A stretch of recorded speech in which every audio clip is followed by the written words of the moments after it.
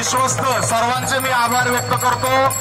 आमच्याकडून आमच्या दातली पंचक्रोशीकडून काही चूक झाली असेल तर मी सर्वांना दिलगिरी व्यक्त करतो।